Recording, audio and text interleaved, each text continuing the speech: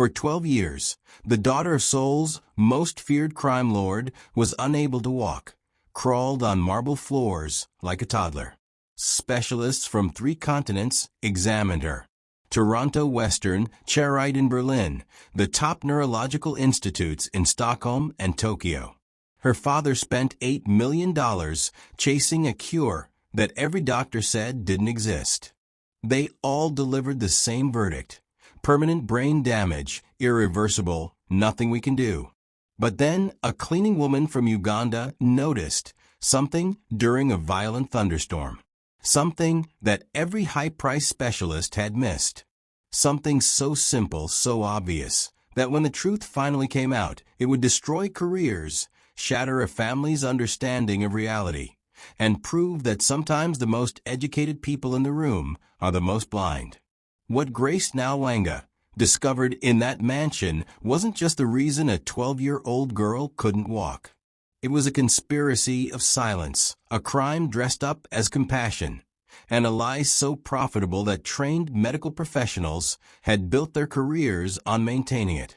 Before we continue, hit that subscribe button and drop a comment telling me where in the world you're watching from. I have a feeling this story found you today for a reason.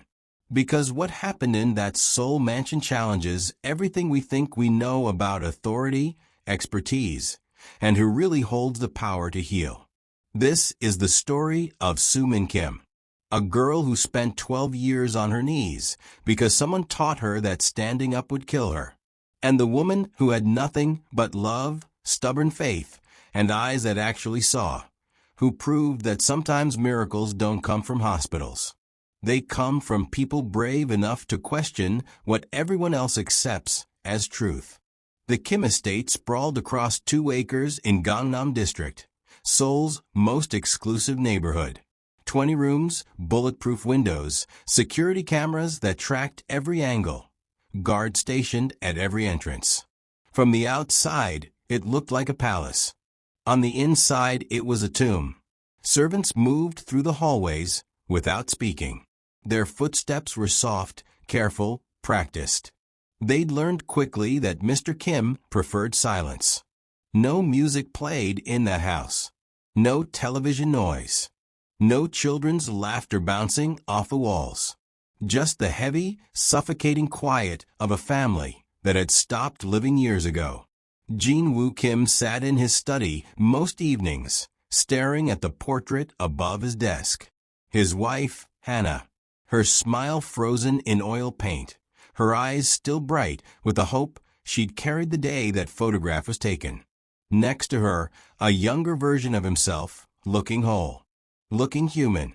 And between them, Sumin at age 3, before Jin-Woo understood that his daughter would never run, never dance, never stand on her own 2 feet. Hannah died the day Sumin was born. Complications during delivery, the doctor said. Too much bleeding, too little time. Jin-Woo had been across town handling business, the kind of business that couldn't wait, the kind that came with his particular line of work. By the time he reached the hospital, Hannah was gone, and the baby girl they'd waited so long for had arrived broken, damaged, incomplete.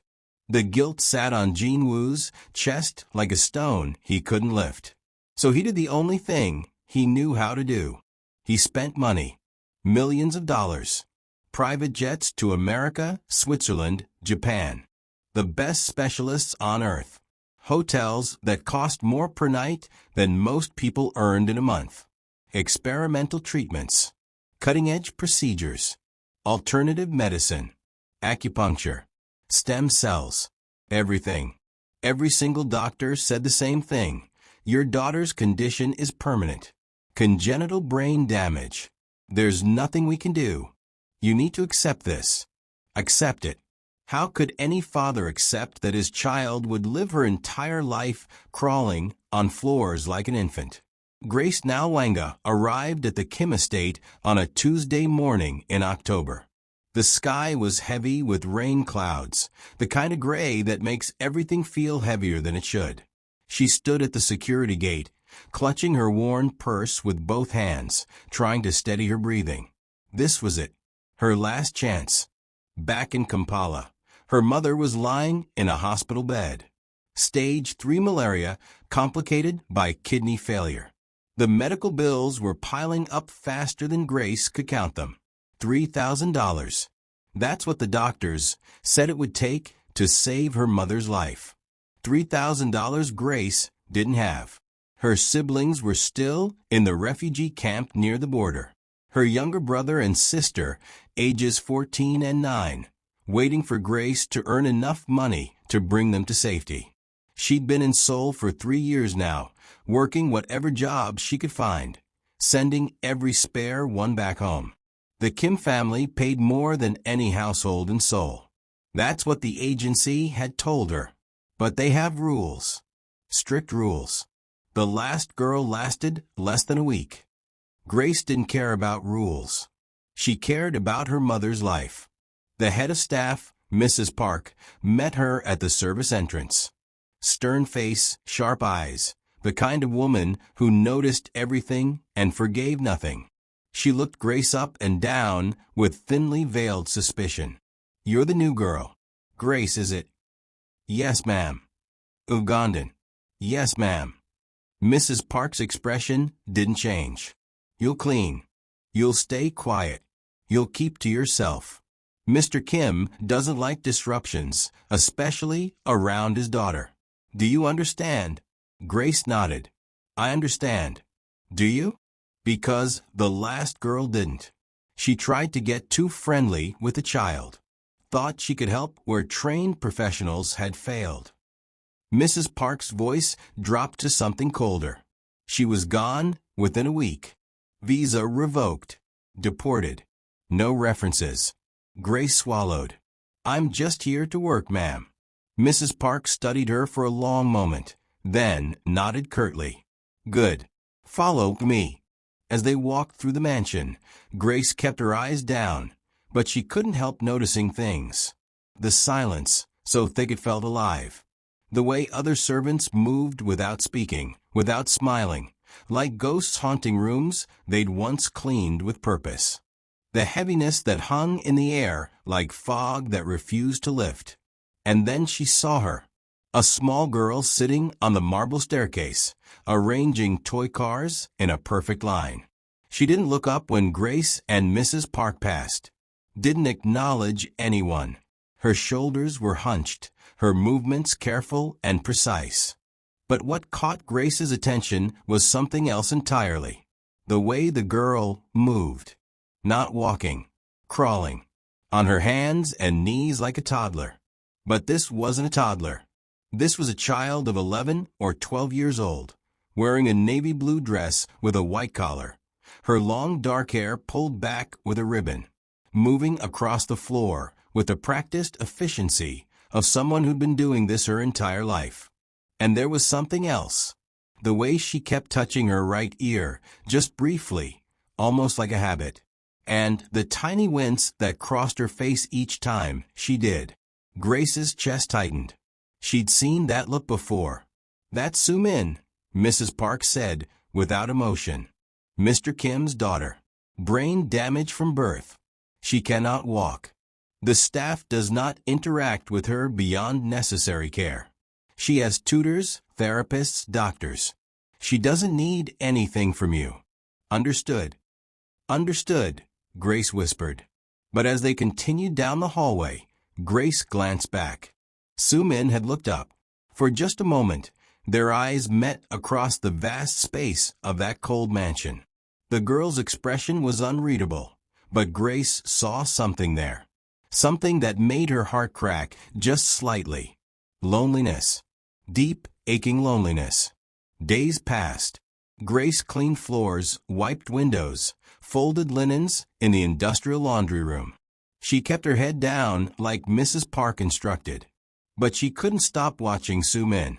Every morning, same routine. The girl would position herself in the sunroom, surrounded by model airplanes and puzzle pieces she worked on alone. Her world was small, contained, safe. No one bothered her there. The other servants avoided her, not out of cruelty, exactly, but out of something else. Fear, maybe. Like her silence was contagious. Like her brokenness might spread if they got too close. Some of the older staff whispered that the girl was cursed, that losing her mother at birth had taken her ability to walk as some kind of cosmic payment. Superstition, that's all it was. But Grace saw something different. She saw a child who was desperately, achingly lonely. A girl who sat by windows and pressed her small hand against the glass, watching the world move without her.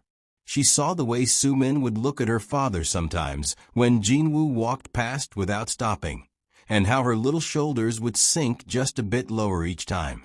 She saw how the girl touched her ear over and over, wincing, and no one seemed to notice. Or maybe they'd stopped noticing long ago. One afternoon, Grace was dusting the hallway near the sunroom when she saw Sumin struggling with a model airplane wing. Her small fingers couldn't get the piece to fit. Frustration creased her young face, her jaw tight with determination that kept meeting failure. Grace shouldn't interfere. Mrs. Park's warning echoed in her mind like a siren. But before she could stop herself, Grace knelt down beside the girl. Gently, without speaking, she took the wing and fitted it into place with a soft click. Sumin looked up at her. Their faces were inches apart now. For a long moment, they just stared at each other. And then something happened. The tiniest smile, just a flicker at the corner of the girl's mouth. Grace's heart cracked wide open. She smiled back, gave a small wave. Sumin waved in return. That night, lying in her small room in the servants' quarters, Grace couldn't stop thinking about that wave. Such a small thing, but it meant everything. The next morning, she left something on the stairs where Sumin always sat. A folded paper crane, simple, made from scrap paper she'd found in the recycling bin. She didn't wait to see if the girl would take it. But the following day, the crane was gone. In its place, a note. 2 words in shaky handwriting. Thank you. Grace pressed that note to her chest and closed her eyes. She whispered into the quiet of her room, Lord, let me help this child. Show me how. She didn't know it yet, but God was already answering. And the answer would cost her everything she had. Over the next few weeks, something shifted. Grace and Sumin developed their own language. Small things, secret things. Grace would leave candy wrapped in gold foil hidden where only Sumin would find it. The girl would leave her drawings of airplanes, each one more detailed than the last. Grace learned Sumin signs. Not the formal Korean sign language her tutors had taught her, but the personal ones the girl had invented herself. The way she tapped her chest twice meant she was happy. The way she pointed to the sky meant she was thinking about stars, about her mother, about all the things beyond her reach.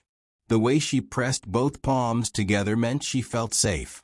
And slowly, carefully, Sumin started using that last sign around Grace. Safe. Grace treasured that more than anything. But not everyone was pleased. One evening, Mrs. Park cornered Grace in the kitchen after dinner service. The other staff had already left. It was just the 2 of them under the harsh fluorescent lights. I've seen you with the girl. Grace's stomach dropped. Ma'am, I don't. Mrs. Park's voice was sharp as broken glass. I warned you. Mr. Kim has rules. Staff doesn't get close to Sumin. I'm not trying to cause trouble. She's just lonely. That's not your concern. Mrs. Park stepped closer. You're here to clean, not to mother that child. Not to fix what can't be fixed. Grace bit her tongue hard. Fix what can't be fixed. That's what everyone said. Even here, even in this house where the girl lived and breathed, they'd all given up on her. If Mr. Kim finds out you've been interfering, Mrs. Park continued, her eyes cold and flat, you'll be gone. No references. No second chances. And I know about your mother back home. The medical bills. You need this job, don't you? It wasn't a question. It was a threat. Think very carefully about what you're risking. Mrs. Park said. Then she walked away, her heels clicking against the tile like a countdown clock.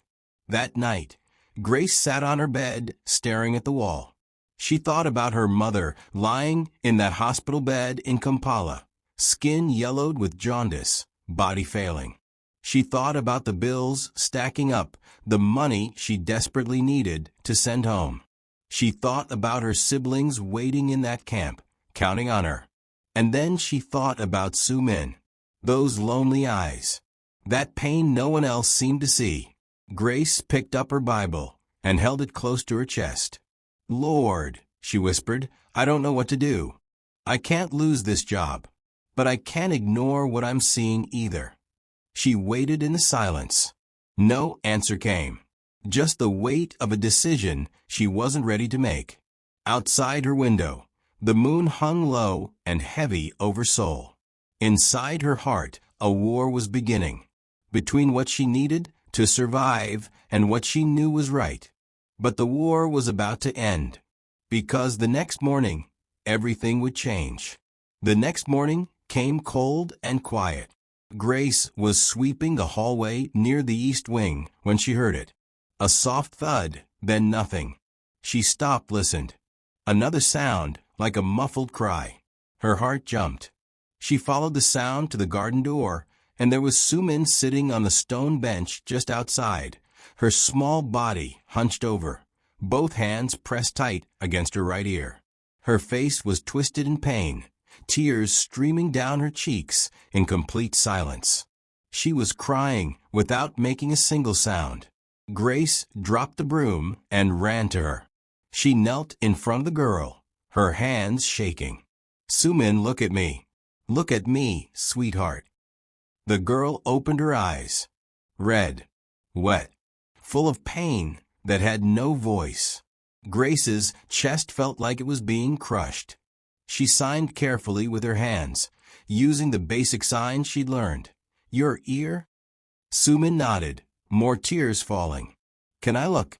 Grace signed slowly, making sure each gesture was clear. I'll be gentle. I promise. The girl hesitated.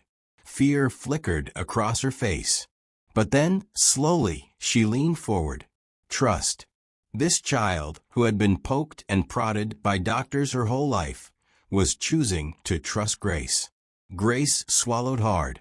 She tilted Sumin's head gently toward the morning light and looked into her ear canal. And there it was, deep inside, partially hidden by the curve of the canal. Something dark, dense. It looked almost like a mass of compacted wax, but darker, denser than it should be. Grace's breath stopped. Her mind raced back 13 years, to Kampala, to her cousin Marcus, who'd been deaf in one ear for 6 years. The doctors had said it was nerve damage, permanent hearing loss. But Grace's aunt had insisted on one more examination. And they'd found it, a massive buildup of impacted cerumen mixed with debris that had been slowly accumulating since Marcus was a toddler. One simple procedure, and Marcus could hear again. 6 years of silence, because no one had looked closely enough. Grace's hands trembled as she pulled back.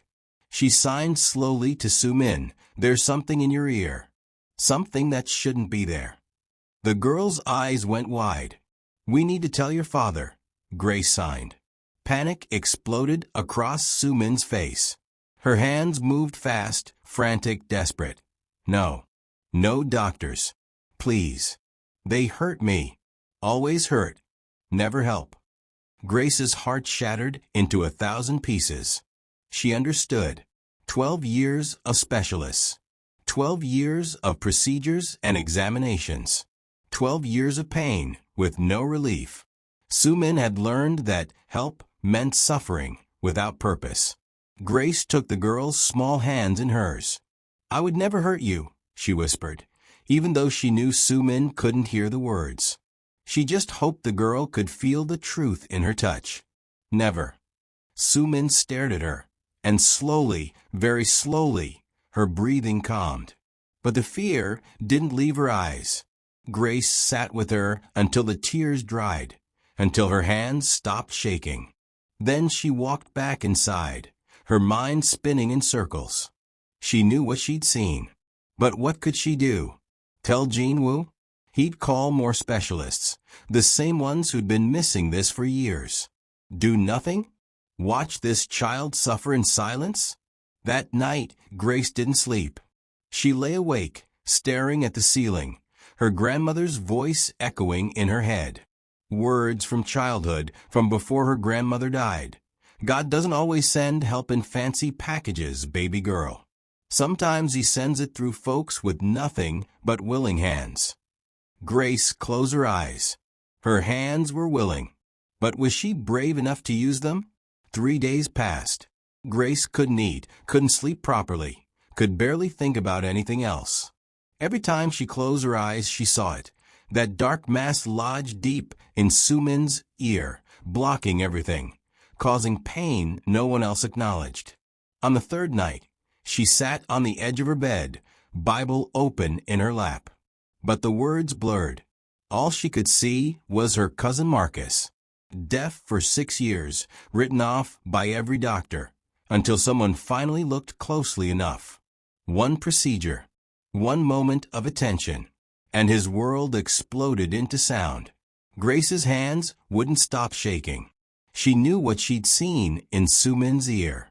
She knew. But who was she? A maid. No medical license in Korea. No credentials that mattered here. No right to touch that child without permission. If she was wrong, if she hurt Sumin, she'd go to prison. If she was right, but Jinwoo found out she'd acted without his knowledge, she'd lose everything. Her job, her income, her mother's last chance at survival. Lord, she whispered, her voice cracking in the darkness. What do you want from me? Silence. Just the ticking of the small clock on her nightstand. She thought about her younger brother, Daniel. Dead at 14, back when they were still in the refugee camp. He'd been sick for months, complaining of pain in his chest, struggling to breathe. But they couldn't afford doctors, couldn't afford help. Grace watched him fade day by day, watched him struggle to speak words that wouldn't come. He died in her arms, silent like Sumin's world. She'd promised herself that day, promised God, promised Daniel's memory, that she would never stand by and watch a child suffer when she had the power to help. Never again. But this was different. This wasn't her brother. This was a mafia boss's daughter. And she was nobody. Grace closed the Bible, stood up, walked to her window. The moon hung heavy outside, spilling silver light across the estate's gardens. Somewhere in this massive mansion, a little girl was sleeping with pain in her ear and silence in her world. And Grace was the only one who'd noticed. The only one who'd actually seen. God. She breathed into the darkness. I'm scared. I'm so scared. But if this is what you're asking, her voice trailed off. She thought of her grandmother's other favorite saying, the Lord doesn't call the equipped, child. He equips the called. Grace wiped her eyes, made a decision. Tomorrow, if Sumin showed pain again, she would act. She would trust what God had shown her, even if it cost her everything. She climbed into bed, heart pounding so hard she could feel it in her throat. Sleep wouldn't come for hours, but peace did. A strange, heavy peace. The kind that comes when you've decided to step off the cliff and trust that God will catch you. Tomorrow was coming, and with it, the moment that would change everything. The next evening came too quickly. Jinwoo was away on business in Busan. The house was quieter than usual, which meant it was almost unbearably silent. Grace was folding linens in the third-floor hallway when she heard it. A thump. Not loud, but wrong somehow. Urgent. Her heart stopped. She dropped everything and ran toward the sound. Sumin lay on the hallway floor near the bathroom, curled up in a ball, both hands pressed to her right ear. Her face was contorted in agony. Tears streamed down her face, but no sound came from her mouth. Silent tears. Silent suffering. Grace dropped to her knees beside the girl. "I'm here, baby. I'm here." She cradled Sumin's head gently, tilting it toward the lamplight. The dark mass was clearly visible now, deeper than before, swollen, pressing against the ear canal walls. That's what was causing the pain. Grace's hands trembled. This was it. The moment. She reached into her pocket and pulled out the sterilized tweezers she'd taken from the first aid kit 3 days ago. Just in case. Just in case this moment came. Her breath came in short bursts. "Lord," she whispered, her voice barely audible. "Guide my hands. Please." Sumin looked up at her, eyes wide, scared, but trusting. Grace signed with one hand, "I won't hurt you. I promise." The girl nodded slowly. Grace steadied herself, took a deep breath, and gently, carefully, moved the tweezers into Sumin's ear canal. Her hand shook. She could feel it now, the mass dense and sticky, years of buildup that had stolen this child's hearing and somehow, impossibly, affected her ability to walk. She hooked it gently with the tweezers. Pulled. Resistance. Her heart hammered, so hard she thought it might explode. She pulled again, slow and careful. And then release. Something slid free. Dark, wet biological. Years of impacted material that had been pressing on something it shouldn't. It landed in her palm, and Grace stared at it in horror and relief. But before she could react, Sumin gasped. A real gasp. Audible. Loud. Her hand flew to her ear. Her eyes went wide, wider than Grace had ever seen them. The girl sat up suddenly, looking around the hallway like she'd never seen it before. Like the world had just shifted on its axis. Then she pointed at the grandfather clock on the wall. The one that had been ticking her whole life. The one she'd never heard. Her mouth opened. A sound came out. Rough, broken, unpracticed, but real. Human. "Tick," she whispered. Victoria's tears fell. "Yes, baby. That's the clock. You can hear it." Sumin's whole body trembled. She touched her throat, felt the vibration of her own voice for the first time. Her eyes filled with wonder and fear and something else. Hope. Real, dangerous hope. Her mouth opened again. One word. The first real word she'd ever spoken in 12 years. "Dad." Grace sobbed.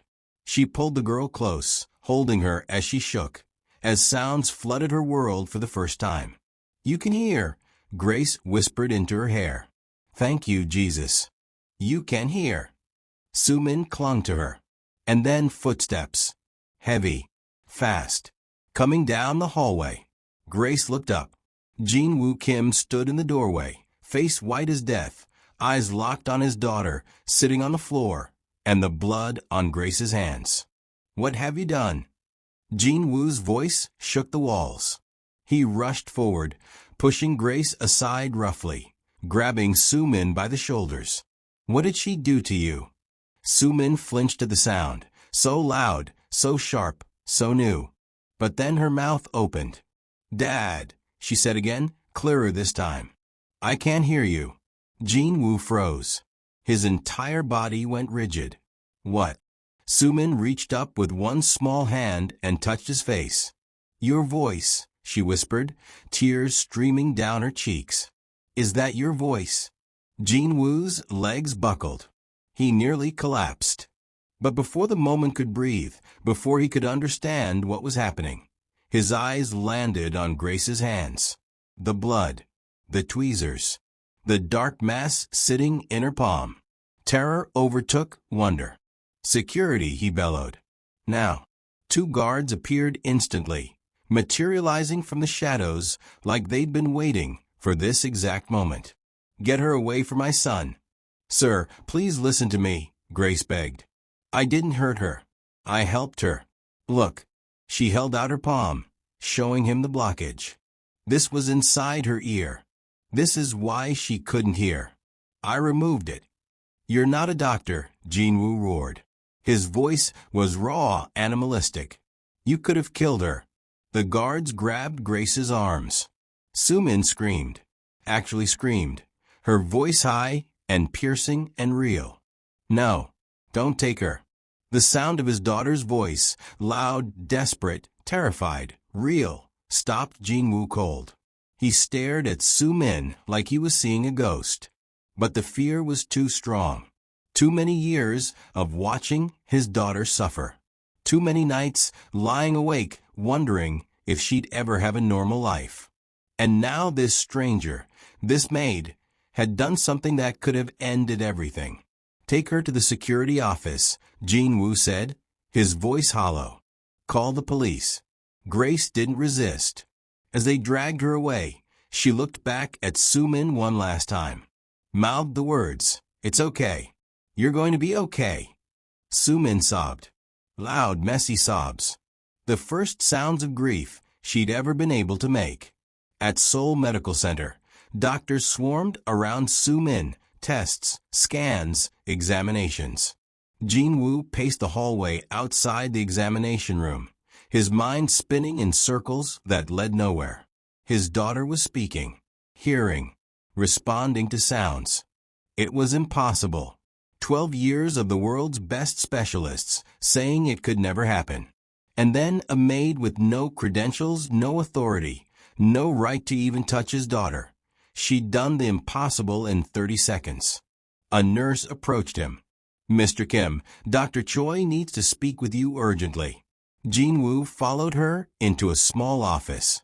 Dr. Choi sat behind the desk, face grim, holding a manila folder that looked like it weighed 1,000 pounds. "Mr. Kim, I don't know how to say this." "Just say it." Dr. Choi slid the folder across the desk. "These are your daughter's scan results from 4 years ago. From Dr. Lee's clinic." Jinwoo opened the folder. Inside was a brain scan image, Sumin's name printed at the top. And there, circled in red marker, was a notation. Dense obstruction noted in right auditory canal. Recommend immediate removal. May be contributing to balance and coordination issues. Jinwoo's blood turned to ice. "Someone saw this?" Dr. Choi nodded slowly. "It appears so. But there's no follow-up in her file. No procedure scheduled. Your account was flagged for ongoing treatment protocol instead." The words hit Jinwoo like a bullet. Ongoing treatment protocol. They'd known. Dr. Lee had seen the blockage for years ago, and he'd done nothing.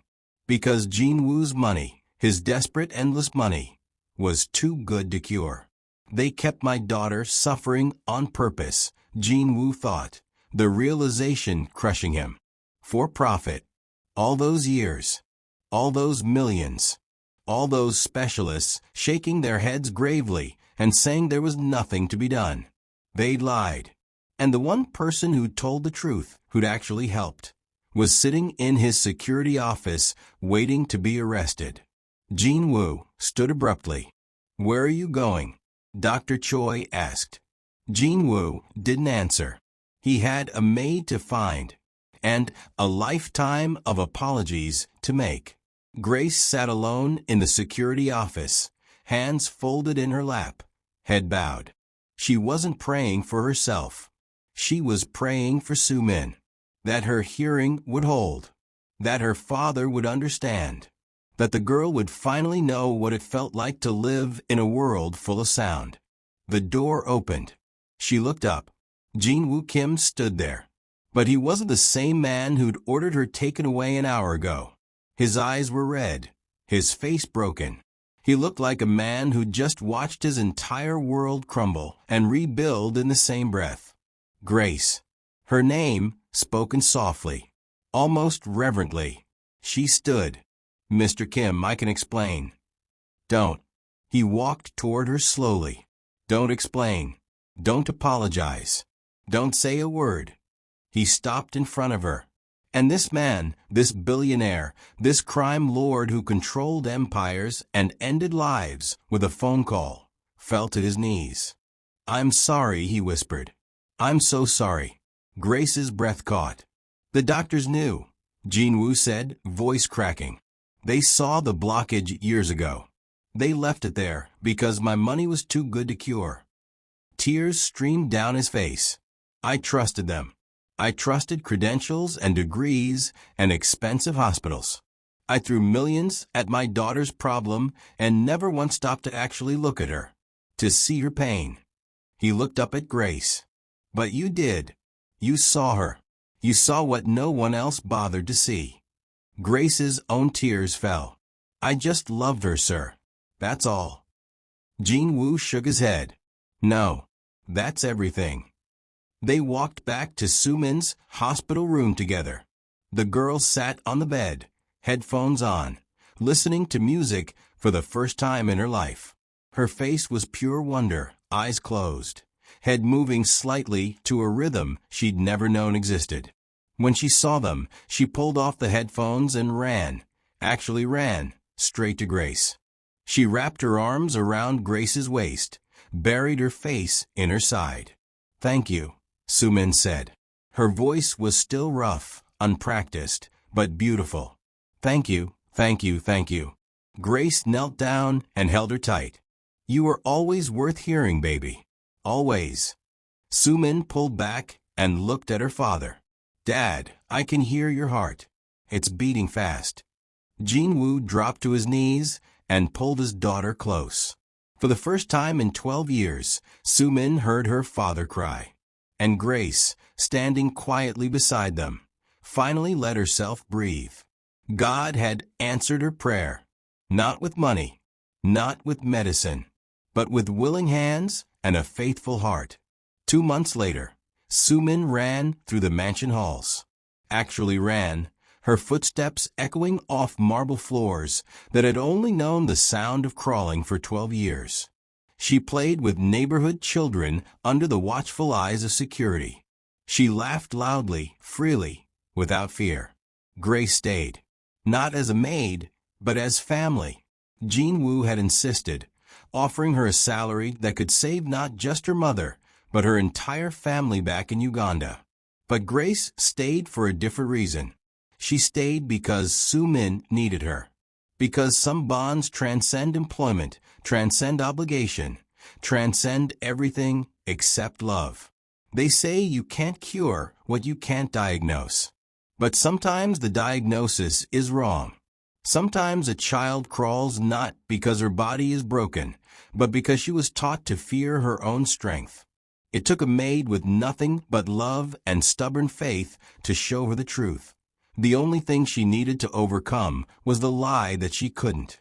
If this story moved you, hit that subscribe button. Drop a comment telling me where you're watching from.